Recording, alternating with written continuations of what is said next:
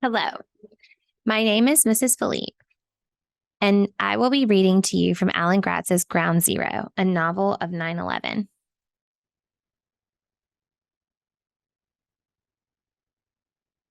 Brandon, the Fallen Tower. Brandon stood and stared. The South Tower was gone. Like some sort of awful magician's trick, it had just disappeared. Disappeared and been replaced by a mountain of concrete and twisted metal shrouded in a cloud of dust and smoke. That was what must have knocked them all down in the basement, Brandon realized. What had destroyed the underground mall, the tornado that had hit them, was the blast from the South Tower coming down half a block away. Gail choked back a sob. All those people. Brandon felt all the relief from his escape drain out of him, replaced by an icy chill. Maybe people made it out, Richard said, if they had time. Brandon glanced at his watch. Its face was cracked, but the digital readout still worked. It was 10:25 a.m. It had been a little over an hour and a half since the first plane hit. How long after that had the second plane hit? He tried to remember. 15, 20 minutes? The people in the South Tower had less than an hour to escape before the whole building had come down. Brandon looked up. The North Tower still poured black smoke into the sky above him. Brandon's father was up there at its top and the windows on the world. He was still alive. He had to be. The South Tower had fallen, unbelievably, but the North Tower was still standing. Brandon had passed those firemen on the stairs. They would get to the fire and get to Brandon's dad, but if the South Tower had fallen, oh my God, Pratik said, look. Pratik pointed toward the middle of the North Tower. Mixed in with the falling metal and glass were things that were moving. People, Brandon realized. People were still jumping from the tower, falling 90 floors to their deaths. They dropped out of the thick black smoke that engulfed the top of the building with alarming speed, arms and legs flailing. Brandon saw one man reaching, grabbing as he fell, too far from anything to stop himself, his tie sticking straight up in the air above him. I need to find a phone booth, Brandon said, blinking away the nightmare. He turned to Richard. I need to call my dad. We need to get out of here first, Richard told him. Get to my house. We can call your dad from there. My family will be there. You can stay the night with us and, well, we've got some things to work out, but you can stay with me and my family for as long as you need to. Brandon cried. He cried because Richard was being so nice to him and because he didn't want to think about what would happen if his dad really did die in the North Tower. An EMT wearing a white surgical mask hurried up to Gail and took her by the elbow to sit her down on the curb. Another EMT ran to Brandon, Richard, and Pratik and handed them little white masks like the other EMT wore. The masks were flimsy and thin and wrapped around your ears with an itchy elastic band, but they filtered the awful gritty air. Don't breathe the dust, the EMT told them. It's toxic. The EMT found the bloody shirt wrapped around Brandon's hand. He stood like a zombie as she peeled it away and treated his wound. Brandon's eyes fell on a banged-up cylindrical piece of machinery sitting right in the middle of the street. It was as tall as he was, and it looked like a crumpled soda can.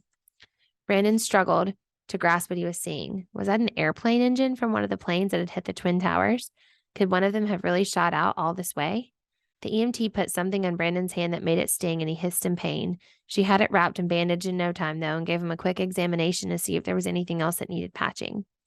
Can I move this to look at your other hand? She asked, pulling at something Brandon didn't know he was holding. Brandon looked down. In his left hand, he carried the little stuffed animal he picked up in the wreckage in the underground mall. It was the Tasmanian Devil, a character from the Warner Brothers cartoons. Brandon stared at the wild, silly look on his face, and it was like something from another planet, one where airplanes didn't crash into buildings and skyscrapers didn't fall. Why was he still holding it? He'd been so focused on surviving, he hadn't even realized he'd picked it up and taken it with him. Richard put a hand on Brandon's shoulder. You should keep that, Richard told him. It brought us luck. Luck, thought Brandon. How could anybody think he'd been lucky? There was a sudden crack from high above, and somebody screamed. Brandon looked up. The tall red and white antenna on top of the North Tower was just visible, sticking out through the cloud of gray and black smoke that billowed from the upper floors. Brandon watched as the giant antenna tilted, leaned, and then disappeared down into the smoke as the top floor of the North Tower fell in on itself. Thump, thump, thump, thump. Brandon felt each boom in his stomach as the top floors of the North Tower collapsed one by one under the massive weight of each new falling floor. Then it was a rushing, expanding avalanche. Concrete crumbled to powder in an instant, exploding outward like a blooming flower, and giant pieces of rock and steel came shooting out like fireworks. The North Tower was coming down. No, no, no, no, no, was all Brandon could say, all he could think. Then the sound of the individual floors collapsing became a rumble, a tidal wave, a static roar, and Brandon's heart stopped as he watched 107 stories, along with 500,000 tons of concrete and steel and moldy carpets and computers and human beings, come straight down. All around him, the cars on the street shuddered and bounced. The gray cloud from the tower expanded out, out, out. And then the cloud of dust and rock and glass came blasting across the plaza and down the narrow streets between Manhattan's surviving skyscrapers like a living thing coming to swallow Brandon, like it had swallowed his father. "Run, Brandon," Richard cried. "Run!" Brandon ran. He had never been so scared in all his life. Not when he'd been trapped in the elevator, not when he'd almost fallen off the edge of the 89th floor, not when he'd been battered and blind in the underground mall. The thing that had killed his father was coming for him, chasing him like a giant monster through the streets of Manhattan, and he ran in a wild panic down Vesey Street, straight away from the thing that hunted him. Car alarms went off all around him, honking, beeping, flashing, like they were yelling at him to run, run, run.